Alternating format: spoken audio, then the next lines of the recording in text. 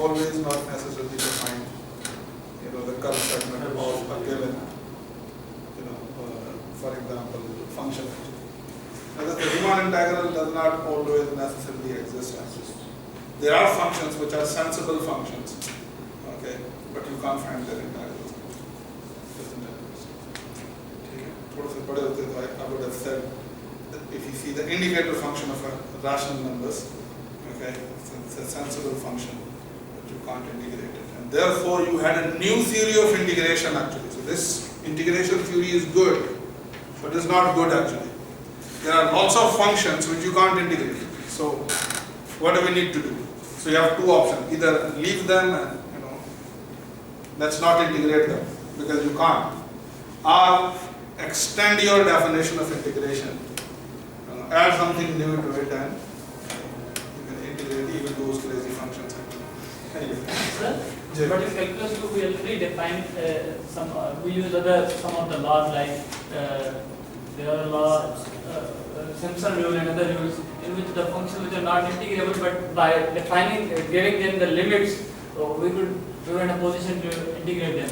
Those all things works under the function. So like, okay, some of the functions that you, for example, e to the minus x squared by 2 or something like that, okay, you can integrate those functions because you have a theorem that tells you that if a function is continuous, then it must be integral actually. So all those functions are continuous, either continuous or has some finite set of discontinuities actually. Therefore, you are able to integrate them numerically. But there are functions which you can't even integrate numerically. So here's one example. So try to integrate a function f of x equal to 1 when x is a rational number and it's 0 when in the interval, for example, 0 to 1. ज़्यादा भी नहीं लेते. Okay? And take the the rational numbers. Okay?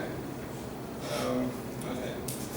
So when x is otherwise, so take the all rationals between 0 and 1 and assign them value 1, and take the all irrational numbers, okay, in the interval 1 and assign them value 0 and try to integrate. Okay. That would be so even you can't picture it in your head actually. What do you mean by it? You have an interval, so where are the rationals? No idea. Where are the rationals actually? So where should I put 1 actually? So where should I? I know that there are more irrationals than rationals actually. Like these are the kinds of functions.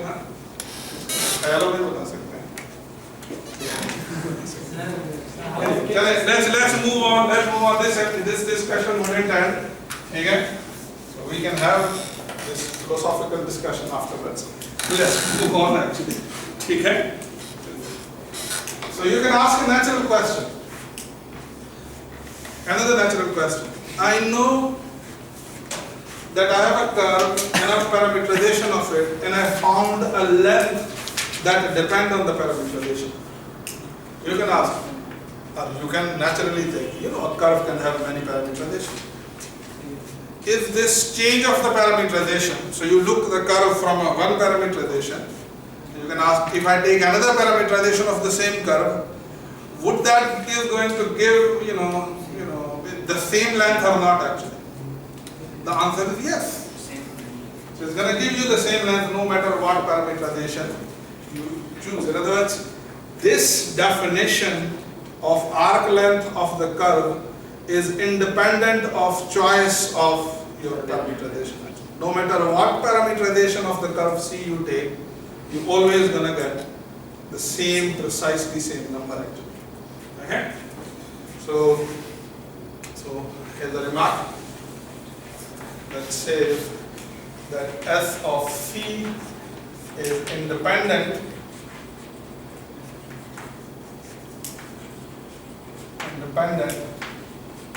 of choice of, okay, I'll do examples as well. So you can see if I give you a formula for P of T, would that be a difficult thing to calculate? Just compute P prime of T magnitude and integrate, that's it. S of C is independent of choice of parameterization. It doesn't depend. The length of a curve segment, if it's a really a curve segment technically, okay, is independent of choice of the parameterization. So let's take another parameterization of the same curve C. So imagine I have a Q that is a reparameterization of the curve C, and that takes the values from an interval J to Rn. So that's a reparameter. So I'm assuming that I have a parameterization, okay, and now I'm taking another reparameterization of the same curve, and I would like to show that if you compute the length of the integral through this parameterization, you're still going to get the same answer. Okay. So Q is a reparameterization of P. So if it is a reparameterization of P, so we must have a phi or phi, okay, that is going to map the J onto I, such that what happens, that Q of U is basically P of phi of U, and you may assume that U is in, or this J is basically an interval C to D. Okay, it's an interval C to D. Okay? It's an interval C to D. So what I am interested in now, I'm interested in if I compute the arc length of a curve through this parameterization, RP, you must get the same answer. Okay? Tell me, what would be Q prime of U? So it's going to be P prime of phi of U times phi prime of U.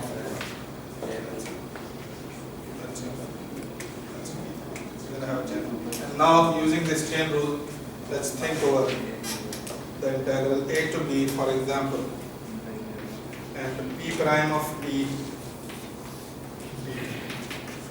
right? So you can see that this integral.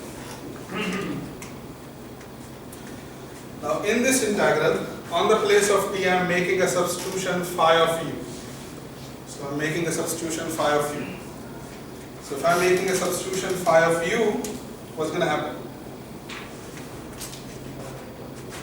So this integral is going to be converted into T equal to phi of A. So I'm calling it C. So C is phi of A.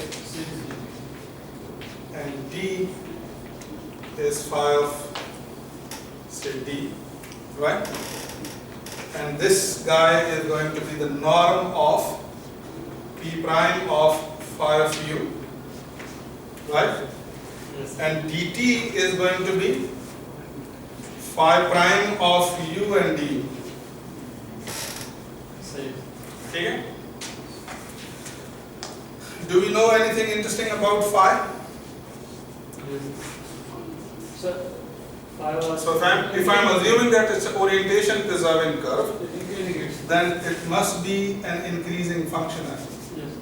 In other words, this phi prime of U is positive. Okay, it's positive number. So if it is a positive number, I can take this and I can insert into it into the norm actually. Yeah, this would be equal to the absolute of, if it is positive, the phi prime of U would be equal to the absolute of phi prime of U. And this is a number, so I can insert it into the norm and I can multiply it with it. So you're going to get what? By the definition of norm. C to D. So you're going to get this P prime of phi of U times phi prime of U norm and D. So do you know this, buddy? Thank you. So you got C to D, Q dash of U, and so from where you started a curve with this parameterization, which I know is the arc length, and I show that if you reparameterize that curve, okay, maybe the limits could change, obviously, the reparameterization is defined on a different interval, but that integral, the length of the curve would be the same length given by this reparameterization actually. Because this is the length of the curve C parameterized by Q, and this is the length of the curve C parameterized by P, and both lengths are equal. So therefore, no matter what parameterization you choose, you are good. So this was a bit about mathematically explanation of that it's independent of parameterization. But sir, we intuitively we know that if we draw the graphs of same curve with different parameterizations, its graph is same. So its graph is same, so it means its length should always be same. That's what intuition is. So maybe you have a parameterization that can lose some points actually from the curve or something. Okay, so so this shows that yes, it will be same. So so what you are saying is this. So since I can see physically a curve, and since that curve is something that I can really physically say is going to have a finite length actually. Okay, and I know that the same curve is produced by the different parameterizations. The question is, okay, this is a claim that two parameterizations are producing the same curve, but does this mean that these two same parameterizations are going to give you the same measure of the length actually? They may or may not actually. So this shows that they are going to show that they have the same length actually. ठीक है मेरा भाई? Okay, so let's move on. Let's move on to some example. Okay. So consider a parameter. So there are examples. Go through them for yourself. There are lots of examples in exercises. Okay, and T is a number between -1 and 1. What would be this picture? T square root of 1 minus t square, where the t is chosen from -1 to 1.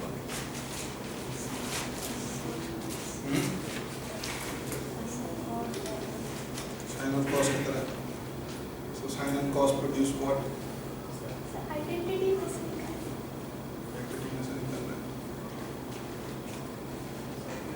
Take the both components and square them and add. What are you going to get?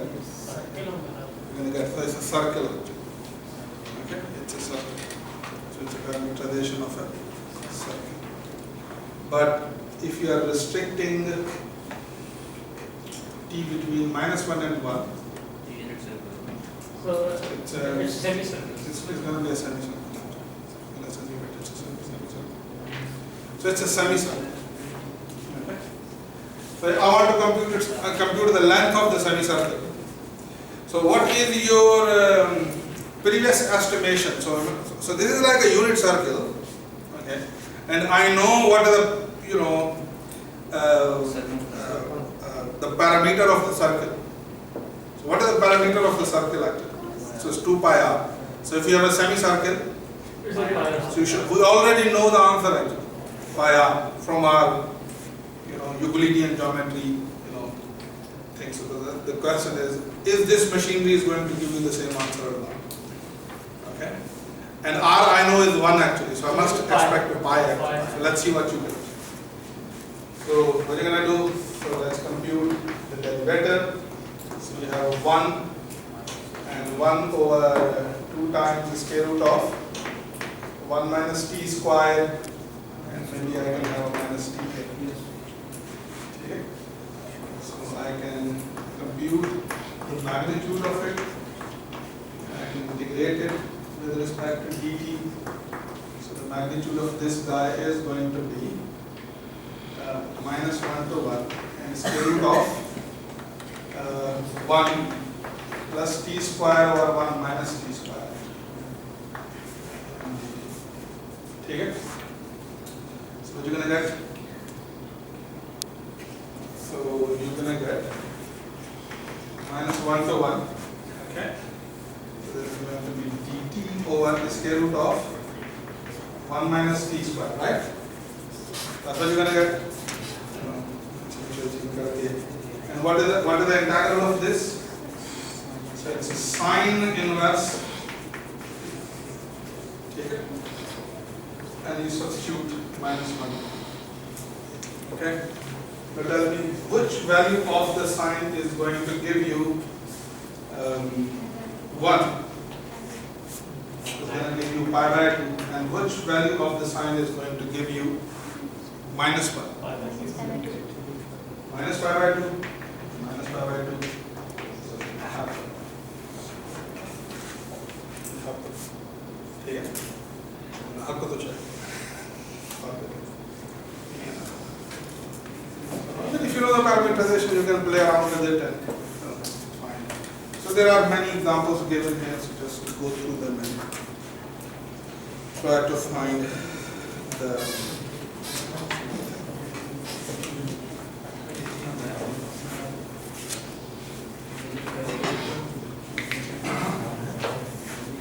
next question. Imagine, and this is an exercise that you have to do with the exercise sheet. Imagine you have two concatenated curves. Okay? So you have two concatenated curve segments, and you are interested in computing the length of these two concatenated curves. So what is your intuition? What should be the length? So the length of two concatenated curves should be what? Naturally, the sum of the individual lengths. individual lengths. Yes. Okay, they seem intuitive, Yes. but our task is to prove mathematically. it rigorously and mathematically. Okay, so you can, if you're gonna say, take this and take this, and this has this length, this has this, and now this has the total, this length. But that's what we have to justify, learn to justify. So you know the definition of concatenation, you know the definition of S of C. So obviously it's going to be an integral, and turn that integral into two integrals actually. Okay, so one integral should be this and another should be this. And it shouldn't be a difficult thing to do. This is something which is good. So what is the next thing? So now we have curves. And now we know that how to compute the length of the curves actually. So what is the next thing that you should ask? Area of line Under the curve actually. under the curve. And now the curves become more interesting actually. Think about it. They become very interesting. Why? Because now the curves are in a space now. So they're not like two-dimensional curve like this. Okay? But I can pull this curve out, so it's like, what do you say, some wire which can be wounded, winded in any manner actually. Okay, so you have this wire. So I have a curve which is moving in space now. Okay, now I want to know area under that curve. So how are you going to do it? Okay, so the way to, the natural way to do it was, take that curve, okay, that curve, stretch it, and compute the area under it actually, okay, something like that. Or take that curve and, I'm sorry, huh? Here is pieces like same way the Riemann sums up. Yeah, you can have, but okay. Okay. You can have it, but that is going to create big troubles actually, because when you are trying to compute, for example, directly the integral of, say for example, parameterization of a curve or something, then what we are saying is, okay, so imagine I have this wiggly curve, in this space, and a curtain is, hanging over it actually. And I'm interested in computing the area of that curtain actually. Okay. So when you are, for example, trying to compute the Riemann integral, so what you are doing is that you are taking that curtain and embedding it into the two-dimension actually. And when you are embedding into the two-dimension, you will see that some part of the, what do you call, curtain is going to be distorted actually. Distorted. I mean, have you seen that globe actually? Okay. Have you seen that globe? So, okay. If you can see the orthogonal projections actually. If you see the globes, some of the countries look like very little on the globe, which are on, for example, near to the poles actually. Okay. So they look like, little areas. But their areas are pretty big as compared to the countries which are on, for example, middle. Why? The reason essentially is that you can't, precisely project a sphere onto plane. So if I give you a sphere and I say that try to make a plane out of it, so you will see that, you're always going to have a wiggle actually. There will be some parts, so you can't turn a sphere into a, a complete sheet actually, okay? Unless you poke a hole. I mean, if you poke a hole, yes, then you can do it. You slice the, for example, plane and then open it. Okay, so you need to take away some parts. So often you need to change the topology of. Okay, so and this will be another kind of a discussion. So let's get into the things that I would like to do. All right.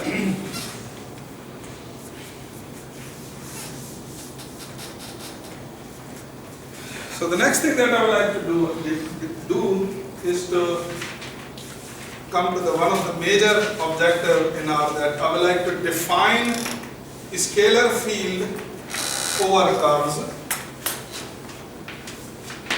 Okay. And then I would like to integrate the scalar fields. What would be the meaning of integrating the scalar field and integrals? That's what I would like. So one intuition is this. Imagine I have a curve in two dimensions. This could be a space curve as well, but I'm just thinking over. So I'm taking a curve in two dimensions. So this is like this line. Okay? And imagine this curve lies in the domain of a, for example, function f. So scalar field is what? So it's a function that takes value from, say, Rn or R2 and throw them in R2. Okay? So this is, imagine the entire domain of what you call the scalar field. Okay, and curves is within it. Or maybe the sum part of curve is within it. The curve can go outside, but okay. Obviously, you can only talk about that part of the curve which is within that region. Okay? And what are the scalar field is doing? So it's taking every single point, okay, of this entire domain and assigning it a height actually. And if you combine the height, you roughly get a surface as a result. So now I'm not taking all points from the domain, but I'm specifically taking these points of the curve. And I know that each point of the curve is going to be mapped somewhere in this space. So this is z-axis in this space. Each point of the curve, each point of the curve. And you combine them, you're going to get a curve in this space. So if I say this is a curve C parameterized by P of t, curve C P of t, then what is this? This is f of P of t. This is f of P of t. So I took P of t from the domain, all of the points of the parameterized curve from the domain and operated f on it. And I know that f of P of t is a scalar field actually. And I would like to do what? I would like to integrate this scalar field. Or I want to compute what would be the area under f of p of t. In other words, what would be the area under this curve actually? Okay? And you have to keep in head that this curve is not in 2 dimensions, so this could be a stick actually. Okay? Could go anyway. Okay? समझ आ रहा है बात? So the natural way to do is that, you know, hang a curtain with it actually. ठीक है? So ऐसा समझना कि you connected a curtain. Okay? So you know, I'm interested in computing this area. Okay? I'm interested in computing this area under this curve. Okay? So what is the most natural way to do it? The most natural way to do it is going to be what? What you did in, for example, in your calculus 1 courses. So what are you going to do? So take f of pt and integrate. Are you getting the point? Are you getting the point? Think about it. There will be some serious problem there with this integrals. What would be those problems? Can you imagine what problems can arise? What natural problems can arise if you want to compute, you know, the area under this scalar field, but directly by integrating, you know, a to b. And obviously a to b is what a to, you know, a to b, you know, obviously this curve is defined through the domain. So a is the end point of the interval I, and b is the other end point of the interval I. And obviously this is like p of a, this is p of b, so on and so forth. I think when we integrate this type of function, then sir it will take the point straight from a to b. I think so. Because in one dimension we can do like in just one dimension. So the domain of t will be from a to b, but the straight points. So maybe it will be straight points. It's a very good, it's a closed. So imagine I have a curve, but that curve is curvy actually. That, you know, that curtain, but that curtain is curvy. And I'm saying take a straight curtain and try to approximate this curvy, the area of this curvy curtain by that straight curtain. Okay? So you will see that when you will, you know, directly try to compute, you know, what do you say, the area under this curvy curtain with this straight curtain, some of the area would be distorted actually. For sure distorted. So you are taking this into the 2 dimension, throwing it into the 2 dimension, so some of the area would be distorted. So imagine this. Imagine you took this curve and you split it into the rectangles. Okay? Split it into the rectangles. That's what we're going to do essentially. Split it into the rectangles. And now you are projecting those rectangles onto the, you know, what do you call, a straight space actually. So you will see that in the curved part, some of the rectangles are going to coincide with each other. Okay, and their area would be distorted. So you can't compute. So imagine that it's not allowed. So okay, so if I could have something, something like that. So you have it. Here's the thing. This will be good. So imagine I have this curve. Okay, so this curve, the top curve.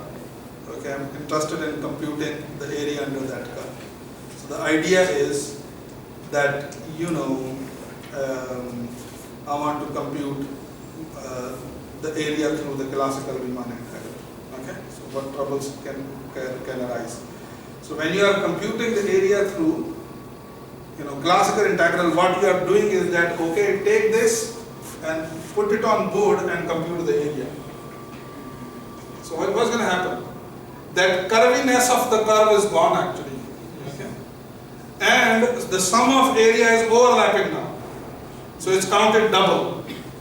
So you see the distortions actually. Okay? So if you want to get rid of it, okay, you have to, you know, incorporate into your equation. So what was the trouble with this integral? I'm computing the integral in this way. You're going to say, in this situation, I'm not incorporating the way curve is changing actually. Okay? So if I can, in my definition of integral, somehow involve, how the curve is changing, and how can I compute that change in the curve? Derivate. Okay, so to compute the derivative of pt, you will be done. Okay, you will be done. So there are